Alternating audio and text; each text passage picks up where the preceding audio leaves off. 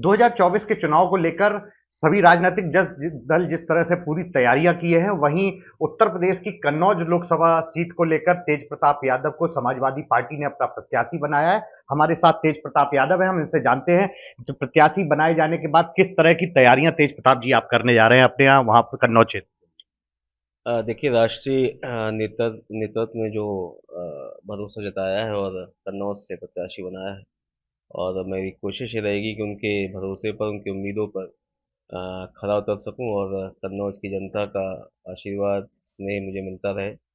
और चूंकि राष्ट्रीय अध्यक्ष जी का विशेष लगाव हमेशा से रहा कन्नौज से, लगभग 25 सालों से सांसद रहे कई बार बीच में। और उनके चेहरे पर ये चुनाव लड़ा जाएगा और उनकी मेरी जिम्मेदारी केवल उनकी जो उन्होंने जिम्मेदारी दी है उसको निभाने की, उनके जो भी काम उन्होंने किए उसको जारी रखने की और वहाँ की जनता की सेवा करने के लिए मैं तत्पर हूँ। राजनीतिक लेवल पे जिस तरह से देखा जाता है, कन्नौज एक अपने आप में पोटेंशियल वाला इलाका रहा है। समाजवादी पार्टी की एक कर्म भूमि को भी के रूप में देखा जाता है। पिछले चुनाव में जरूर सुब्रत पाठक ने वहां से जीत हासिल की, डिम्पल यादव वहां से सांसद रही, अखिलेश यादव रहे। तो कितनी बड़ी चुनौती देखते हैं, चूंकि परिवार में एक बार आपको जिम्मेदारी मिली है उस लोकसभा चुनाव से चुनाव लड़ने की। कन्नौज जो है हमेशा समाजवादी विचारों का क्षेत्र रहा और लगातार समाजवादी विचारधारा वाली पार्टियां वहाँ चुनाव जीतती रही और समाजवादी पार्टी पिछले कई चुनावों से जीती।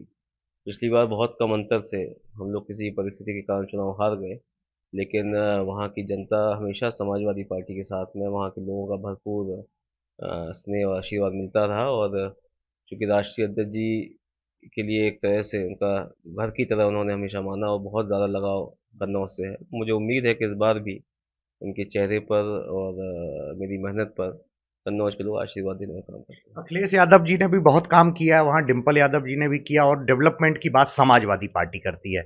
आप चुनाव लड़ने जा रहे हैं, अगर आपको जनता जनार्दन आपको उधर जनादेश देती है तो क्या प्रायोरिटीज रहेंगी कन्नौज को लेकर? देखिए राष्ट्रीय अध्यक्ष जी के निर्देशों पर और जो भी काम वहाँ उन्होंने किए, जो उनके ड्रीम प्रोजेक्ट्स थे, उनको लगातार जारी रखने का काम होगा। और जो भी वहाँ की समस्याएं होंगी, क्षेत्र की जनता की जो मांग होगी, उसको जितना ज़्यादा से ज़्यादा स्तर पर हम लोग प्रयास करेंगे उसको पूरा कर सकें। और अगर समाजवादी पार्टी की सरकार आती है 2027 में भी, तो हो सकता है और बड़े पैमाने पर डेवलपमेंट करना उसका हो। सुब्रत पाठक का कहना है कि तेज प्रताप यादव फेस नहीं है, बड़ा फेस नहीं है, यहाँ फेस का चुनाव है। और कहीं ना कहीं वो ये कह रहे हैं कि एक तरह से परिवार के ही लोगों को उतारा जा रहा है। मैं तो ये चाहता था कि अखिलेश यादव सामने मैदान में आते।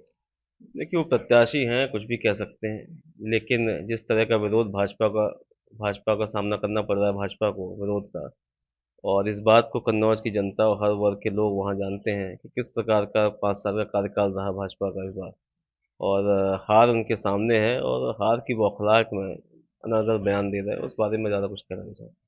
जो अभी जयवीर सिंह मैनपुरी से भी प्रत्याशी और मंत्री हैं, और डिप्टी सीएम केशव प्रसाद मौर्य, सभी लोग कहीं ना कहीं समाजवादी पार्टी को और घर को घेर रहे हैं कि अखिलेश यादव अपने परिवार में ही सबको दे रहे हैं, और परिवार डेवलपमेंट एसोसिएट बता रहे हैं कि ये घर के ही लोगों को प्रत्याशी बनाया जा रहा है। इसको आप किस तरह से देखते हैं, चूंकि आप मैनपुरी से भी सांसद रहे हैं और आप लोगों की भी जमीन अपने लेवल पे आपने काम किया? देखिए जितने लोग चुनाव लड़ रहे थे पिछली बार, उतने लोग इस बार भी चुनाव लड़ रहे हैं। जी। और ये जनता का विशेष जुड़ाव है। और जहाँ से जनता की मांग होती है वो सब लोग चुनाव लड़ रहे हैं और चुनाव जीत के आते हैं। और जो काम किया है परिवार के लोगों ने अपनी अपनी सीटों पर, और जो जुड़ाव और लगाव वहाँ के लोगों से है, इसी का नतीजा है कि बार बार चुनाव भी जीतते हैं। और जहाँ तक बीजेपी की बात करें तो उनको तो जनता के बीच में जाके जो 10 साल का कार्यकाल केंद्र का रहा और 7 साल का प्रदेश का कार्यकाल है, उसमें उनकी क्या उपलब्धियां रही, क्या उन्होंने काम किए, वो जनता को बताने चाहिए, क्योंकि काम उनके पास कुछ है नहीं बताने के लिए। इसलिए भ्रामक प्रचार कर रहे हैं और जनता को बहकाने का प्रयास कर रहे हैं। कन्नौज इत्र का शहर है, खुशबू का शहर है, सुगंध के इस शहर को लेकर आप क्या करेंगे? क्योंकि एक समय में अखिलेश यादव ने भी बहुत सारी योजनाओं की शुरुआत की थी, और वहां से आवाजें उठती हैं कि अभी इत्र के काम को उतनी ऊंचाइयां नहीं मिल पा रही हैं। तो अगर जनता जनार्दन आशीर्वाद देती है तो आपकी तरफ से क्या प्रायोरिटीज रहेंगी?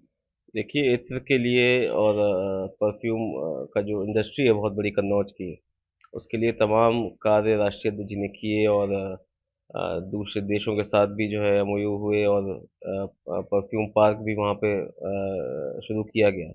लेकिन बड़े दुर्भाग्य की बात है कि इतने बड़े प्रोजेक्ट को इस सरकार ने रोक दिया और कन्नौज जो है इत्र की वजह से पूरे देश में और दुनिया में जाना जाता है और हम लोगों का प्रयास रहेगा कि जो पहचान है इसको और आगे हम लोग लेके जाएं और जो भी सहयोग मदद हम लोग कर सकते हैं अपने स्तर से उसको हम लोग करेंगे।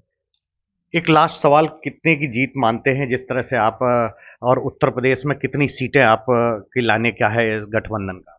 देखिए इंडिया गठबंधन जो है भाजपा से ज़्यादा सीटें जीत के आएगा और पहले चरण का जो मतदान हुआ है वहाँ से बहुत ही पॉजिटिव रिव्यूज़ वहाँ से आ रहे हैं और जो भी पश्चिम से जो हवा चली है और सेकंड फेज़ में भी आप देखिएगा तो तमाम सीटें ऐसी जहां भाजपा लगातार जीतती आ रही थी आज वहां भी उन्हें विरोध का सामना करना पड़ रहा है और कहीं ना कहीं जनता के मन में बदलाव का मूड बना चुकी है जनता और इस चुनाव में भाजपा को हटाने जा रही है।